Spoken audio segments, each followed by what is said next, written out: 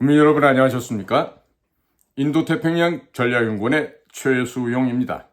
자, 오늘은요, 제가 국민 여러분들께 대략 지금으로부터 한 5년 전에 쓰여졌던 글을 좀 하나 소재로 해서 좀 말씀을 전해드리려고 합니다. 어떤 글이냐면은 남정호의 시시각각에 나온 김정숙 여사의 버킷리스트하고 물음표입니다. 이것이 중앙일보에서 2019년 6월 달에 입력이 됐고 2021년 5월 달에 수정을 한 그런 내용들인데요. 자, 아마 남정호 선생이 중앙일보에서 논설위원을 하고 있는 분인데 무슨 얘기를 했는 거 아니? 여러분들 구글이나 네이버에 찾아보시면 바로 나옵니다. 제목은 남정호의 시시각각 김정숙 여사의 버킷리스트입니다. 여기에는요, 지금 문재인 씨가 대통령 자리에 있으면서 했던 행태, 그리고 김정숙 씨의 여러 가지 웃지 못할 해프닝들이 설명이 되어 있고 여기에 대한 촌철살인의 비판이 있습니다. 유럽을 가시면요, 북극해에서 내려오면서 있는 첫 번째 나라가 스칸디네비아 3국입니다. 즉 노르웨이, 스웨덴, 핀란드인데요. 그 노르웨이는 피오르드라고 하는 그 전령이 국가적으로 아주 많이 펼쳐져 있고요. 정말 자연 경관이 축복받은 나라이기도 합니다. 그런데 그 노르웨이의 서해안에 간 베르겐이라는 이 그림 같은 도시가 있습니다. 그 정말로 아름다운 그곳에 그곳이 바로 송네 피오르의 심장부라고 할 수 있는 최고의 절경 지역이라 그래요. 그런데 누구든지 이것을 오기만 하면 잊지 못하는 생애 최고의 기억이 되겠죠. 그곳이 바로 문재인 부부가 갔던 곳이에요. 근데 이 글은 모레 문재인 부부가 간다 그랬으니까 이틀 전에 써서 이제 발표가 된 글이겠죠. 그러니까 그 당시 노르웨이 간 문재인 부부의 대외적인 명목이 노르웨이가 발주한 대우조선이 건조했던 26,000톤급 군수 지원함 모호 승선을 하기 위해서라고 겉으로 아주 내걸었어요. 노르웨이 최대 군함이라고 하지만 조선강국 한국에서는 그다지 특별한 수준이 아니죠. 이미 대우조선이 당시 37,000톤급의 군수 지원함 4척이나 만들어서 영국에 수출한 바가 있기 때문에 그래 합니다. 자, 어쨌든 문재인과 김정숙 이 커플은 이 어마어마한 송네 피오르에 이런 절경을 구경을 하고 왔어요. 그리고 또 10km 떨어져 있는 그리그의 집에 갔어요. 자, 솔베이지 노래로 유명하죠.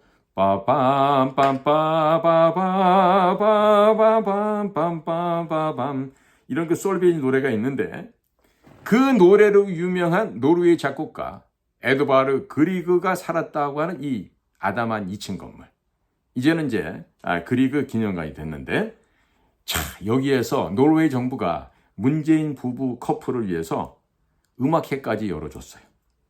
자, 그런데 당시 청와대가 밝혔던 목적이 양국 관계의 증진, 그 다음에 한반도 평화, 친환경 경제, 조선 해양 분야 등에 대한 협력 논의, 이게 노르웨이를 방문한 주요 목적이었다고 합니다. 그런데 이렇게 어마어마한 일을 양국 간에 하면서 이틀밖에 안 되는 공식 일정 가운데 하루 전체를 이 풍광 좋은 베르겐에서 다 허비했다 이거예요. 베르겐에서 머물면서 거기서 정말 절경의 피오르트도 구경하고 거기서 그리그 또 생가에 들려서 음악회까지 감상을 하시고 이렇게 버킷리스트에 하나를 또 추가를 했던 것 같습니다. 자, 지금 문재인 씨가 취임한 이후에 25개월간 요때 이제 다 간 게 아니죠. 25개월 취임으로부터 그러니까 2년 1개월 동안에 19번 출국했는데 또 빈도로는 5년간 49번으로 가장 많았던 MB와 비슷한 수준이라 그래요.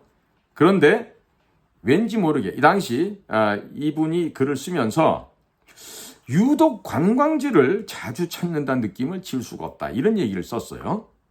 그래서 우리 육덕 여사 김정숙 여사가 딱 한 번 일본 당일 출장을 제외하고는 18번의 해외 나들이 할 때마다 동행을 했다고 이렇게 적고 있습니다. 그래서 캄보디아 앙코르와트, 인도의 타지마할과 후마윤 묘지, 체코 프라하, 베트남의 호이안, 바티칸의 성 베드로 성당 모두가 다 유네스코 문화유산 세계 최고 관광지만 언급을 하고 있어요.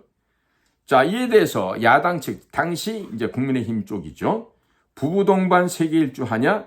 김 여사 버킷리스트가 있지 않냐? 이런 비아냥이 당시에도 쏟아졌었어요. 그리고 체코 대통령이 없는 부재시인데 그 체코 수도 프라하를 왜 갔을까요? 여기에 대한 버킷리스트 충족에 대한 비판도 나온다. 이런 이 글을 지금 이 남정호 선생님께서 썼던 겁니다. 자, 거기다가 김 여사가 인도를 단독으로 방문한 거는 영 개운치가 않았다.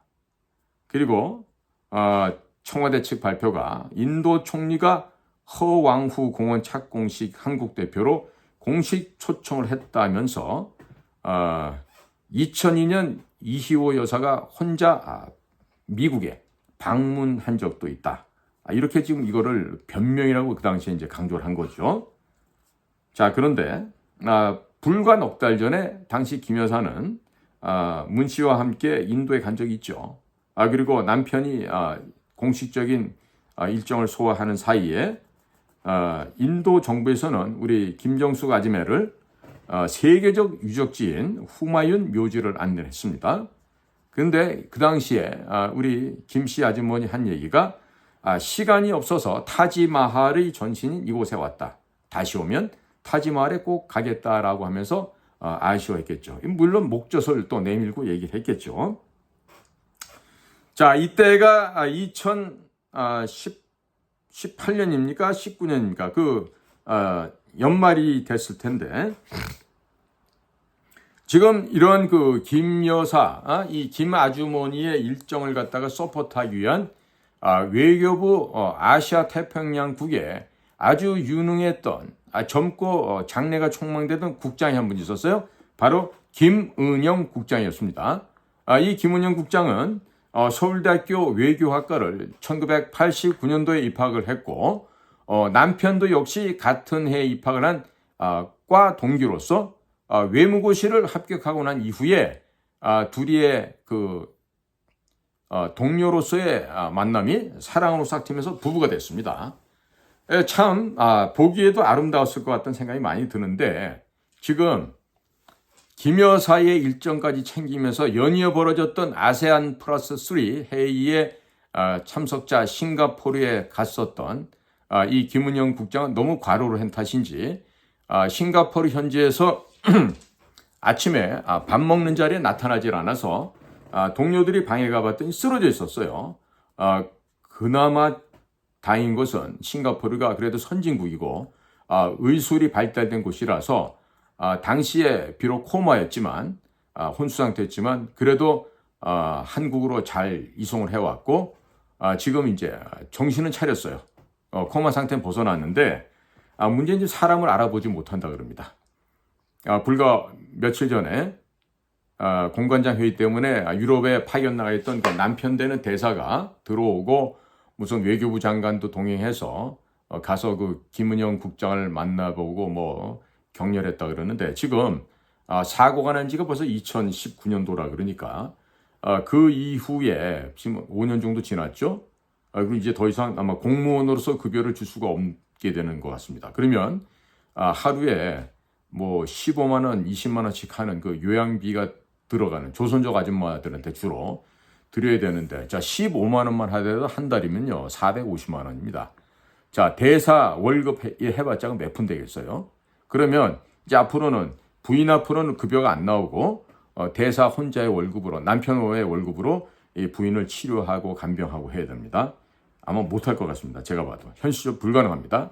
자 그런데 무슨 법규가 어떻다, 안에 내규가 어떻다 해가면서 이렇게 문재인과 문재인의 처 김정숙을 위해서 너무 무리하게 과로했던 이 김은영 국장이 쓰러져서 이와 같이 험한 일을 겪고 있는데 도대체가 국가는 뭐 하는 데고, 그리고 문재인 씨 내외는 본인들이 그렇게 혜택을 받고 다니면서 구경 잘했으면은 최소한도 치료비로 한 1조 원 정도는 줄 수 있는 거 아닌가요? 돈 그렇게 많을 텐데. 에? 1조 너무 많아? 그럼 한 100억 정도라도 좀 주면 어디 안 될까요? 에? 다른 데는 1조 원씩 준다며. 그런데 이 청와대 애들 말이 웃기는 게 2000년도 4월에 이호 여사 이미 돌아가셨지만 이분이 유엔 아동특별총회 대표단의 대표로 미국을 방문했을 때는요. 민항기를 이용했어요. 아시아나 탔겠죠. 그리고 첫날은 테네시주에 가서 테네시주니까 어디야? 넥스빌쯤 되겠네. 거기서 인권상 받고 둘째 날부터 유엔 회의 뉴욕에 참석했고 넷째 날까지 회의 주재하고 관련 인사들 접촉 후에 다섯째 날 귀국했다는 거예요. 그러면 대통령 전용기 2호기를 끌고 거기에 조리사까지 태우고 또 디자이너 양모 씨의 딸 프랑스 국적으로 있는 걔도 태우고 또 고민할 줄 모르는 고민정이 싣고 등등 해서 10여 명 싣고 2호기를 끌고 갔어. 그러니까 첫날은 밤에 도착했다고 둘째 날 총리를 면담했고 셋째 날은 허왕후 공원의 착공식 및 인도의 최대 축제 디왈리에 갔었대요. 그리고 넷째 날 타지마을 관광하고 혼자 독사진 찍고 왔죠. 자, 그런 타지마을처럼 큰 세계적인 유적지에 혼자 독사진, 뒷백이 아무도 없습니다. 그거 하려면 어떻게 됩니까? 주재국의 공안기관이 경찰, 아니면 정보기관 이런 데서 나와갖고 그 관광객들 다 쓸어버려야 돼요. 그 제일 잘하는 데가 중국이거든요. 자, 이런 식으로 간 거예요. 이런 식으로. 자, 이게 지금 창피한 우리나라의 소위 국가 원수 커플들이 하고 다니는 꼴인데요.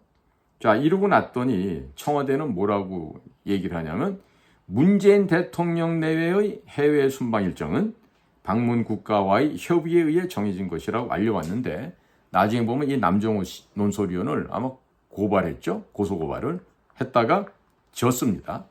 졌어요. 자, 그런데 지금 문재인 씨가 무슨 회고록을 썼다면서요? 회고록을 써갖고 지금 문제가 되고 있는데 자, 본인이 왜 회고록을 썼을까요? 잘한 게 많다고 느껴졌을 거 아니겠습니까? 왜? 지금도 내 바풀떼기가 대통령 하고 있고 내 시다바리 애들이 지금 검찰에 어디에 다 있으니까 내가 내 마음대로 해도 되겠지 라고 생각하지 않았을까요? 지금 대통령이 윤석열 대통령인데 윤석열 대통령은 그냥 나의 그냥 몸종 내지는 바풀떼기 정도로 생각하고 있지 않는다며야 이런 회고록을 어떻게 낼 수 있겠습니까?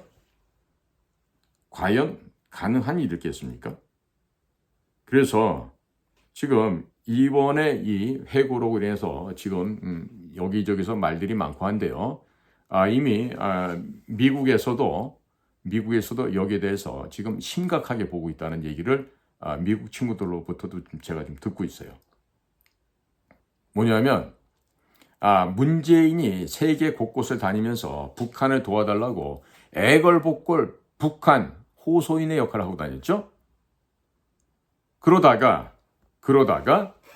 어찌저찌 해서 조국이를 대통령을 못 만들어주고 이재명이도 대통령을 못 만들어주고 윤석열이가 대통령이 되는 이런 일이 생겼는데 지금 대한민국이나 미국에서도 처음에는 정권이 바뀌었다. 앞으로 쟤들 적폐가 좀 청산되겠구나. 혼 좀 나겠군 했는데 봤더니 2년 동안 아무 일이 없었어요. 시작도 안 했어요. 그놈한테 이제서 미국도 진실을 깨닫기 시작한 것 같습니다. 윤 대통령 취임식 날 미국에 빅4가 있어요. 빅4라 그러면요. 그냥 어렵게 생각하지 마시고 미국의 실질적인 대외 정책, 비밀 사업, 국책 사업들을 총괄하는 그런 기관입니다. 예를 들면 DNI나 CIA, DIA, NSA 이런 기관이 될 수 있겠죠. 자, 그런 기관에 장을 사람 4명을 방한 취소를 하는데 아무런 설명이나 사전 엑스큐즈 없이 그대로 그분들을 거부했다, 리젝트했다 이런 얘기입니다. 그러면 얼마나 큰 불손한 짓을 한 거예요. 예의를 벗어나도 너무 벗어났죠. 그런데 미국의 정권 서열 3위 낸시 펠로시 하원 의장이 왔을 때도 피했어요. 아마 그날은 무슨 연극 보러 가신다고 부부께서 그래서 안 만났죠. 낸시 펠로시는 공화당도 아니고 민주당입니다. 현 조 바이든하고도 굉장히 막역한 사이고 그렇습니다. 낸시 펠로시가 한국 오기 전에 대만도 경유했고 싱가포르도 경유한 걸로 알고 있는데 거기에서는 국빈으로 준하는 그런 대접을 받았죠. 근데 한국에 왔더니 나중에 저녁에 윤통께서 전화 한 통화 삑 하고 얘기한 게 다 했다 그래요 그때. 자, 그러면 미국에서 대통령끼리는 서로 일하고 The buck stops here 이런 멋진 문구가 새겨진 그런 것도 주기도 하고 같이 노래도 부르고 하지만 실질적으로 일은 누가 합니까? 실질적으로 대외사업, 해외사업, 외교는 누가 하죠? 국무부가 다 합니까? 천만에요. 미국 같은 경우도 실질적인 핵심은 CIA입니다. 그리고 DIA, 국방정보국, 그리고 FBI, 그리고 홈랜드 시큐리티라든지 아니면 재무부도 있고 이러저러 합니다. 그렇게 해서 18개의 국가정보기관을 총괄하는 자리가 바로 DNI죠. Directorate 혹은 Director of National Intelligence라고 해서 자, 근데 그런 분들만 거부당한 게 아니라 문재인 씨가 말년에 아랍에미레이트, 사우디아라비아를 거쳐서 최종 이집트에 가서 북의 김정은이가 이집트에 있는 통신회사 오라스콤사가 있어요. 그 오라스콤사는 북한에 이 통신망을 깔아준 회사인데 그 오라스콤에게 지불해야 될 돈 6억 달러 대략 한국 돈으로 한 8천억 좀 넘는데 그 돈을 문재인 씨가 대납을 했다는 거예요. 그런 큰 돈을 움직이기 위해서 기획재정부 장관 정도는 따라가야 되겠죠. 산자부 장관 정도 따라가야 되겠죠. 왜? 방위산업 수출도 있고 그러니까. 그런데 그때 따라갔던 사람은 수출입 당시 은행장이었던 봉준규 씨가 왔어요. 그 사람은 최근에 산업자원부 장관 한 3개월 하다가 수원에 출마했다 국회의원 떨어진 사람인데 자, 근데 거기 가서 EDPF, 대외경제협력차관을 갖고 2조 원인가 3조 원을 갖다가 이집트에 줬대요. 그리고 그 돈 갖고 우리 K9사, 우리 K2 흡연회사 이렇게 됐대요. 자, 돈을 조 단위로 돈을 받았는데 무기를 못 살 이유가 어디에 있겠습니까? 그렇죠? 근데 살다가 우리가 돈 빌려주고 우리 무기 사가. 그런 식의 비즈니스가 있나요? 근데 왜 그런 비즈니스가 생겼는지 모르겠는데 어찌됐든 북한으로 넘어가는 6억 달러가 뉴욕에 있는 재무부가 컨트롤링하고 있는 그 외환자금관리센터랑 이런 게 있죠. 그래서 서울, 카이로로 가는 줄 알고 보내는데 천만에 카이로를 직접 안 갑니다. 반드시 모든 달러는 국제 기축 화폐로서 뉴욕에 있는 거래소 그 센터를 경과해야만 글로 갈 수가 있습니다. 그러니까 미국에서 다 본 거죠. 한국에서 돈이 6억 달러가 이거는 2017년, 2018년 유엔에서 결의한 대북 제재 법안에 정면으로 배치, 위반되는 행위예요. 바이올레이션이라는 얘기예요. 자, 그럼 거기에 대해서 대가는 세컨더리 보이콧. 세컨더리 보이콧 이퀄 대한민국 은행 올스톱. 대한민국의 수출 수입 올스톱. 이렇게 되는 거예요. 이게 다가 아니었어, 근데. 문재인이 평양 갔을 때 그거 취재한다고 따라갔던 방송 중계 차량, 최첨단 최고가의 방송 장비. 북한은 사회주의 공산주의 사회이기 때문에 PAR, 팔 방식인데 우리 자유민주 진영은 NTSC 방식, 전혀 다른 방식인데도 그 장비와 방송 중계 차량을 모조리 평양에 두고 왔어요. 그거를 법적 조치를 하지 않는 대한민국 정부에 대해서 이제나 하나 저제나 하나 기다리고 있는데 윤석열 정부가 아무것도 안 했어요. 이번 선거 끝나고 나서 너 이 자식들 봤더니 뭐 반중 친밀한다고? 너희들 원래 봤더니 너 내 앞에 와가지고서 알랑거리긴 했어도 원래가 너 친중 반미였구나. 알았어. 앞으로 항공기 수리, 선박 수리 전부 다 일본에서 해왔지만 앞으로 대한민국에서 있는 F-35, F-16, F-15 전부 다 수리 보안 AS는 일본 병기창에 와서 다 해. 그걸 일본 너네들 수리만 하지 말고 앞으로 새 거 만들라고. 이렇게 돼가고 있어요. 전 세계 방위시장, 방위산업, 방산시장의 한 절반까지도 앞으로 우리가 점거할 수 있다라고 부푼 꿈을 꿨는데 그 모든 꿈이 일본으로 좀 가게 됐어요. 왜? 선거를 이따위로 해놨으니 너무나도 당연한 거죠. 거기다가 문재인에 대해서 조사하라 이렇게 기다리고 있는 형님들한테 쌩을 까고 지금 2년째 아무것도 안 하고 있어요. 그러니까 지금 한동훈도 미국 형님들이 봤을 때는 저거 지금 문재인이 키웠던 사냥개 아니야? 이렇게 생각하고 있는 거예요. 문재인한테 충성했던 그런 애구나. 딱 이런 식으로 생각하고 있는 거예요. 생각 자체가 강남 좌파구나. 미국 애들이 바본 줄 아십니까?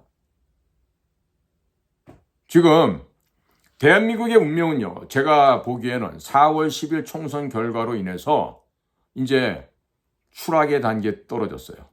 이거 되돌리기가 거의 불가능해 보입니다. 불가능해 보여요. 그러면 종말은 어떻게 되죠? 뭐 꼭 제가 제 입으로 어떻게 됩니다라고 말씀을 드려야 아시겠어요? 종말은 뻔한 거 아닌가요? 그러니까 지금이라도 살려면 뭘 해야 돼요? 반중 친미를 정확하게 해야 됩니다. 반중 친미. 반대하다죠. 어디?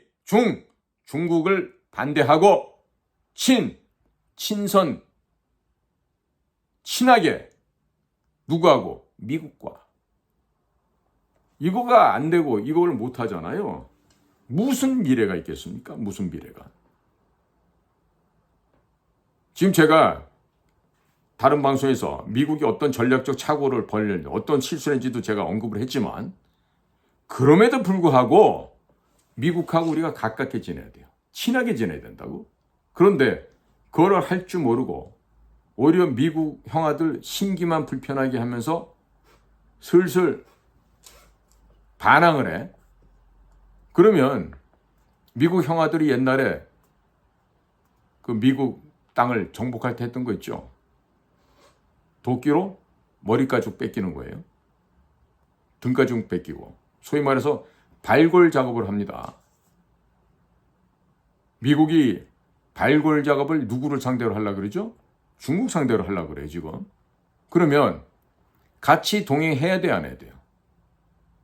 ASLM도 네덜란드 회사죠? 노광기 세계 최고 회사입니다. 그들도 미국과 보조를 맞추고 있잖아요. 그런데 왜 우리만 가가지고 공동의 위험이 어떻고 공동의 이익은 함께 어쩌고 죽으려고 작정을 한 것 같았고 도대체 이 나라 국민들을 어디로 끌고 가서 어떻게 망가뜨리고 얼마나 많은 사람 죽이려고 지금 이런 짓들을 하고 있는지 알 수가 없어요. 알 수가 없어. 그러니까 이제는 국민들께서 좀 정신을 좀 차리셔야 될 것 같아요. 국민들께서 정신을 못 차리잖아요.